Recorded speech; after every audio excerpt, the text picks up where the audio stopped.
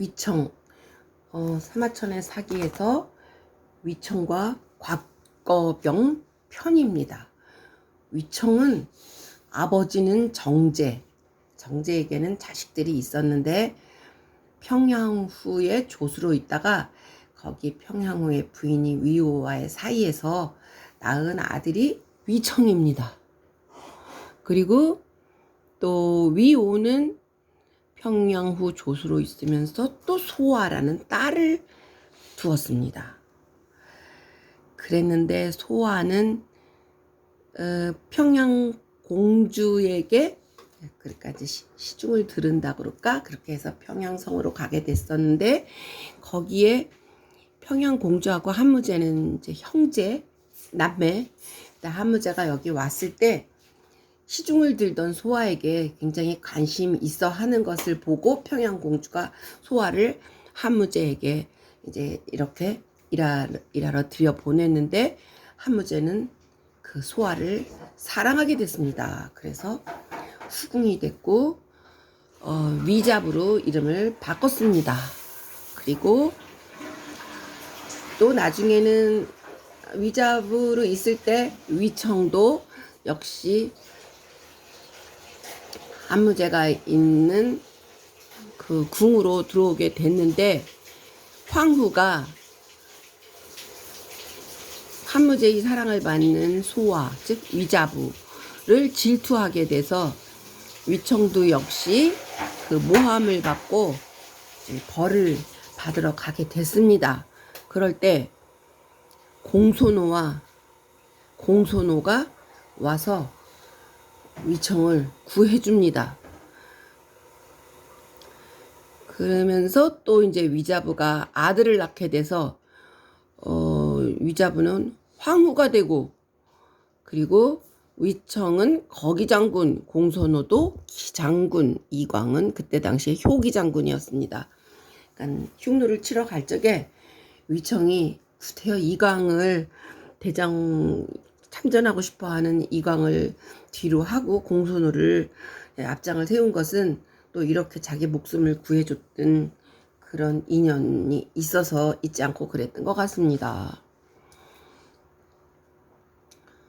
그리고 이 위청은 그 어려울 적에 어떤 관상쟁이가 보고 당신은 아주 큰 재상감이요 하니까 허요 내가 무슨 재상 이렇게 말했었는데 점점 더 이제 그 누이 소화의 위자부의 덕도 있고 또 능력이 출중하니 해서 쭉 장군으로서 좋은 길이 펼쳐집니다. 그런데 이 사람은 항상 어떤 일이 있을 때 그것을 자기 나름대로 판단을 내리지 않고 이것은 왕의 일이다. 누군가를 상을 주거나 벌을 주거나 하는 것은 왕의 일이다 하면서 이렇게 위로 결정을 내리는 것은 왕에게 돌렸는데 사실 이광을 죽게 한 것도 이광이 그 전쟁에서 패하고 왔을 때도 그것을 추궁하려고 했던 게 아니고 위청은 성격상 그것을 왕에게 어떤 판단을 내리든지 그 상황을 조사해서 올리기 위해서 조사를 하라는 그 뜻이었을 텐데 이광은 조사받는다는 자체가 이렇게 흉노를 많이 물리친 장군으로서 그 낮은 계급의 사람에게 조사를 받다니 하고 자결을 해서 위청에게는 좀 안 좋은 이름표가 따라다녔을 것 같습니다.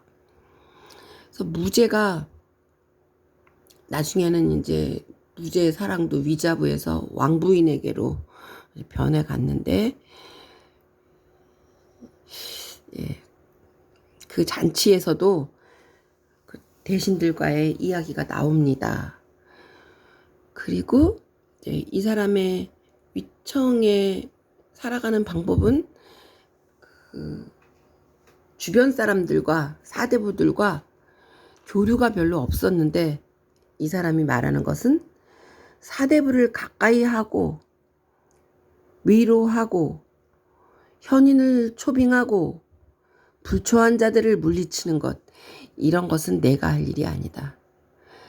그런 일은 군주의 권한일 뿐이다 라면서 자기의 길을 선택했고, 한편 곽거병은 이제 위자부의 친족인데 아주 인물도 잘생기고 능력도 뛰어나고 태어났을 때부터 이제 궁궐에 있는 사람과 연이 닿는 사람으로 태어났기 때문에 항상 남들로부터 항상 그 뭐라 그럴까, 질시가 아니고 흠모 이런 대상이 됐습니다.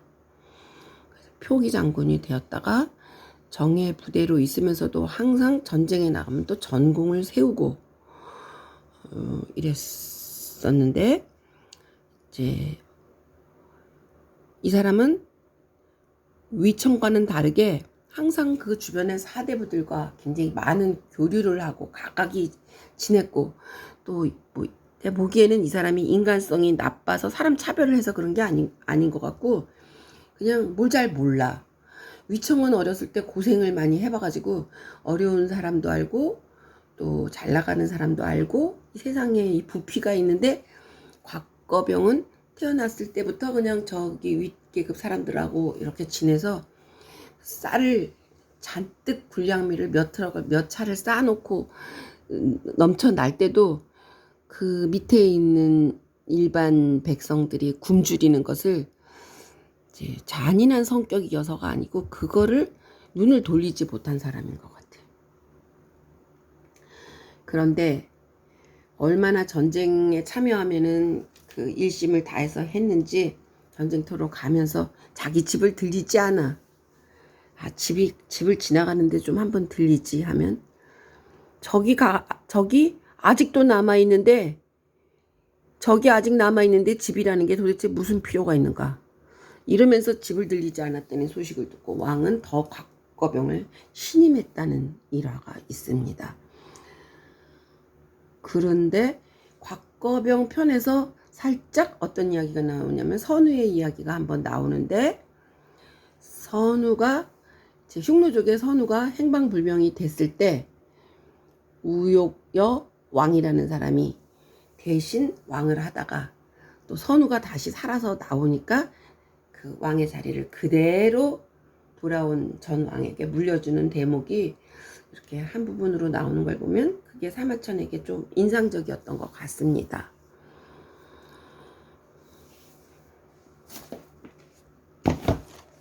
짠! 위청과 곽거병. 본전은 한무제 시기 흉노 정벌의 영웅인 위청과 곽거병의 두 장군을 다루고 있다. 사마천은 본전에서 천군 만마를 거느리고 흉노를 토벌한 위청의 7차례에 걸친 출정과 곽거병의 6차례의 출정과 혁혁한 그 전공을 기술하고 있다. 사마천은 본문에서 위청이 공을 남에게 돌리고 지기를 남에게 양보하며 곽거병의 흉노를 멸하기 전에 어찌 집을 가질 수 있는가라는 명장의 풍모와 애국정신을 찬양하면 동시에 그들이 명예와 절조를 닦지 않고 현사를 추천하지 않았다라고 비판하면서 천하의 현인군자 중 아무도 그를 칭찬하지 않았다, 이렇게 냉정하게 기술하고 있다. 이로써 본전은 다시 한번 사마천의 거짓된 아름다움을 추구하지 않고 악을 감추지 않는다, 이런 사마천의 실록 정신이 그대로 드러난 부분이라 할 수 있다. 거짓된 아름다움을 추구하지 않고 악이 있다면 감추지 않겠다. 흉노 토벌의 대장군 위청. 어두웠던 소년 시절. 위청은 평양현 사람이다. 그의 어린 시절은 참으로 기구했다. 그의 아버지는 정계라는 사람인데 평양후 조수의 집사로 지내다가, 조수는 조침의 증손입니다.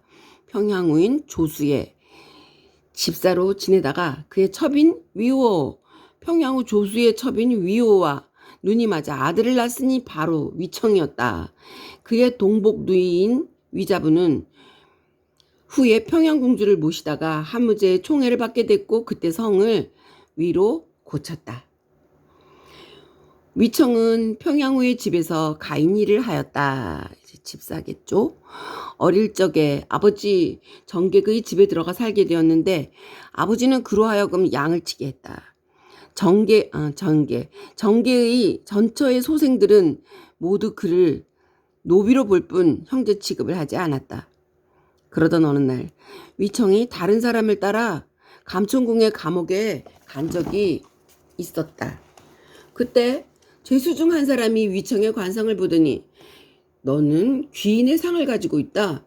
벼슬을 제후에 이르리라 라고 말하는 것이었다. 그러자 위청은 크게 웃으며 대답했다. 하하, 종놈으로 태어나 매나 맞지 않고 욕이나 듣지 않으면 다행이죠. 제후가 되다니 그게 말이 됩니까? 위청은 장년이 되어 자기가 태어났던 평양후의 집에 기병으로 들어가 항상 평양공주를 수행했다.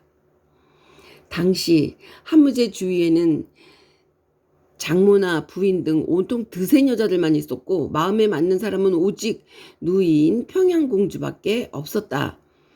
평양공주는 무제를 자기 집에 자주 불러 잔치를 벌여주었는데 어느 날 위자부로 하여금 술시중을 들게 했다. 무제는 그녀 위자부가 몹시 마음에 들었다. 이를 눈치챈 평양공주는 그녀를 무제의 궁으로 보내 후궁으로 삼게 했다. 한편 그 무렵 황후는 아기를 갖지 못하고 있었다. 대신 위자부가 무제의 사랑을 받고 그리 임신을 하게 됐는데 황후는 그 사실을 알고 매우 질투했다. 화가 몹시 난 황후는 보복하기 위해서 위자부의 그러니까 동생인 위청을 잡아들이라고 명령했다. 동생인가 오빠인가? 아버지는 다른데. 그래서 위청이 잡혀 들어가 목숨이 위태로울 때 위청의 친구인 공손호가 청년들을 이끌고 달려와 그를 구원했다. 공손호가. 이 소식을 들은 황제는 위청을 보호해주기 위해 그를 불러들여 시중에 벼슬을 주었다. 뿐만 아니라 위씨의 동복 형제 모두에게 벼슬과 상금을 내렸다. 공손호도 위청을 도와준 공로로 벼슬을 얻었다.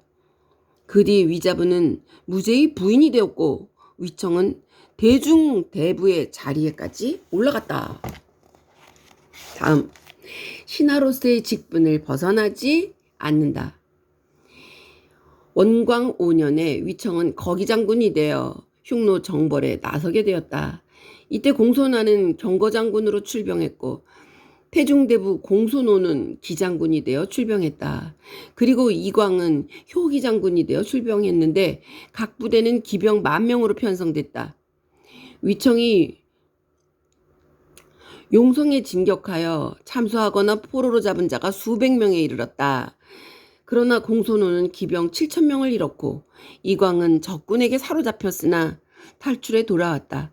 이 두 사람의 죄는 모두 참수형에 해당했으나 속죄금을 내고 평민이 되었다. 공손하도 전공이 없었다. 이듬해 봄에 위부인은 사내 아이를 출산하여 황후가 되었다. 그해 가을 거기장군이 되어 안문에 출병한 위청은 3만기로 흉노를 공격하여 수천 명을 참수하고 포로로 잡았다. 다음 해에 흉노가 침입하여 요서 태수를 살해하고 어양 백성 2,000명을 포로로 잡아갔으며 한안국의 군사를 격파하였다. 한나라 조정은 장군인 이식에게 내군에서 출병하여 진격하도록 눈 아파. 대군에서 출병하여 진격하도록 명령하고 거기장군 위청에게는 운중에서 출병하여 서쪽으로 고골까지 진격하도록 하였다. 위청이 하남 지역을 공략하고 농서에 이르러서 수천 명을 참수하고 생포했으며 가축 수십만 마리를 얻었고 백양왕과 누변왕을 폐주시키자 한나라에서는 하남에 삭방군을 설치했으며 위청에게는 3,800호를 시급지로 하사하고 장평 후에 봉하였다. 위청의 부하인 교위 소곤에게도 공이 있어 1,100호를 시급지로 주어 평릉후라고 하였고 그에게 석방성을 축조하도록 했다. 한무제 4년 봄에 무제는 다시 대규모의 흉노 토벌을 결심하고 거기 장군 위청에게 기병 3만을 이끌고 출격하라는 명령을 내렸다. 위청의 목표는 흉노의 우현왕이었다. 그런데 우현왕은 한나라 군사가 어차피 여기까지는 침공하지 못할 것이라고 생각하여 본영에서 술에 만취되어 있었다. 그러나 한나라 군사는 야습하여 우현왕을 일거에 포위했다. 그러자 우현왕은 당황하여 애첩과 수백 명의 정예 병사만을 끌고 포위망을 돌파해서 간신히 북방으로 도주했다. 한나라 병사들은 수백리나 추적했으나 놓치고 말았다. 그러나 이 전투에서 한나라는 우현왕의 부왕 10여 명, 흉노인, 남녀 15,000명을 포로로 잡았고 가축 수십만 두를 포획하는 큰 전과를 올렸다. 위청이 국경의 요새로 철수하자 무제는 즉각 위청을 대장군으로 승진시켰다. 이렇게 하여 모든 장군의 군대는 위청의 지휘하에 들어오게 됐고 그는 대장군의 격식을 갖추고 늠름하게 장안으로 개선했다. 이때 무제는 그에게 친밀하게 말을 건넸다.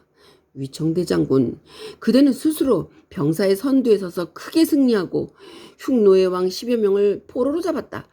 이에 그대에게 6천호를 더 하사함과 아울러 그대의 아들 모두에게 제후에 직위를 주겠노라. 그러나 위청은 거듭해서 사양했다. 신은 황송하게도 장군으로 등용되어 폐하의 위강에 힘입어 대승을 거두었습니다. 하오나 이는 오로지 장군들이 분전한 결과이옵니다. 지금 폐하께서는 저에게 영지를 늘려주신 데다가 아직 나이도 어리고 아무런 공도 없는 변변찮은 자식들마저 제후로 봉하시겠다고 하셨습니다. 하오나 이는 저를 장군으로 임명하시어 장병의 사기를 도두시려는 의도에 어긋나는 처사가 아니옵니까? 어찌 이러한 은혜를 받을 수 있겠습니까? 그러자 무제는 아니 나도 장수들의 전공을 잊은 것은 아니라오. 당장이라도 조치를 취할 작정이요 라고 말하더니 즉시 다음과 같은 조서를 어사에게 내렸다.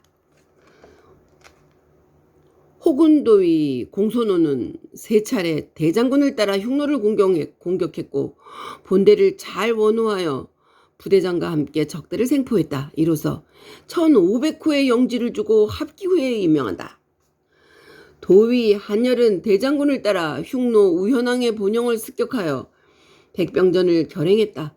이로써 1300호의 영지를 주고 용액후에 임명한다.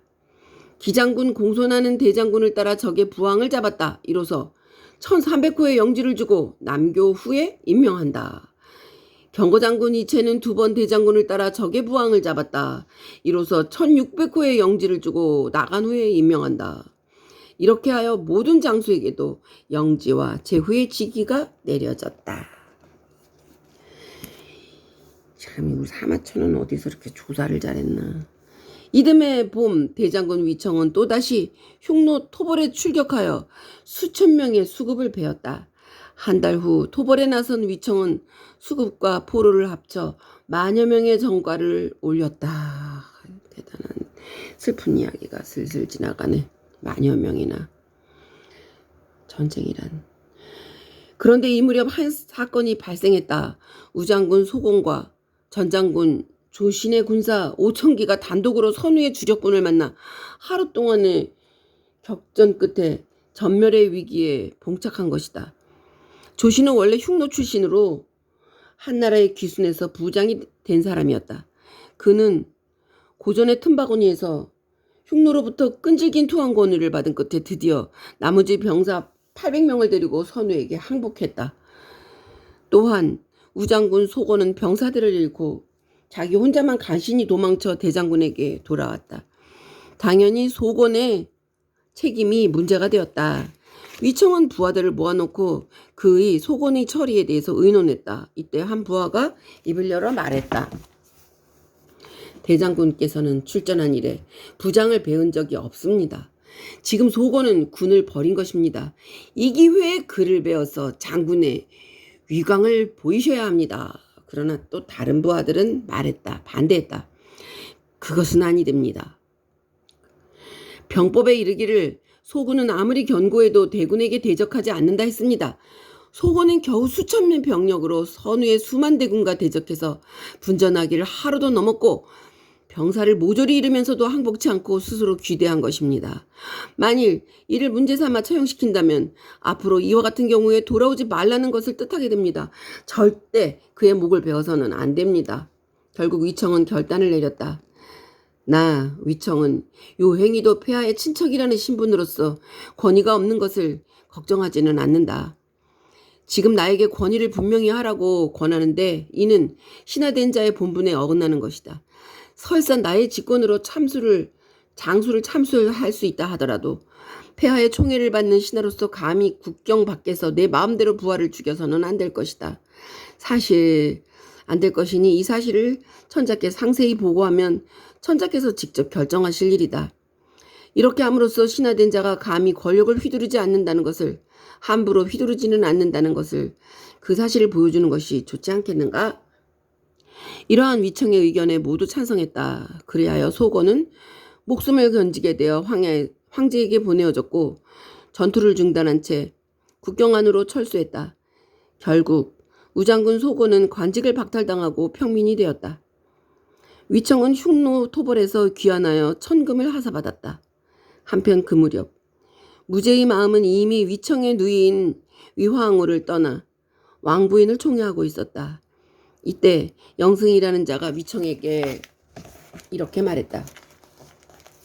장군은 뛰어난 공훈도 없이 1만 호의 녹을 먹고 자제들은 셋이 모두 제후가 되었습니다. 그 이유는 다만 한 가지, 귀공이 황후의 집안에 있기 때문입니다. 그런데 폐하는 지금 왕부인을 총애하시지만 왕부인의 일족은 아직 불허한 채로 있습니다. 하사금 천금으로 왕부인의 부모를 위해 장수를 축소하는 잔치를 베푸심이 어떠하시겠습니까? 위청은 그 말에 따라 500금을 들여서 잔치를 베풀었다.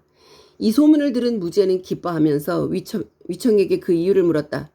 위청은 양승의 진언을 그대로 왕에게 아뢰었다. 그러자 무제는 영승을 동해군의 도위에 임명하였다. 영승이 이런 것을 건의해 줬다고 또 왕에게 그대로 보고하고 이러는 해서 그에게 공이 돌아가게 하고, 위청은 참 내가 본 드라마에서도 멋진 사람으로 나왔었는데 멋진 대목도 많습니다.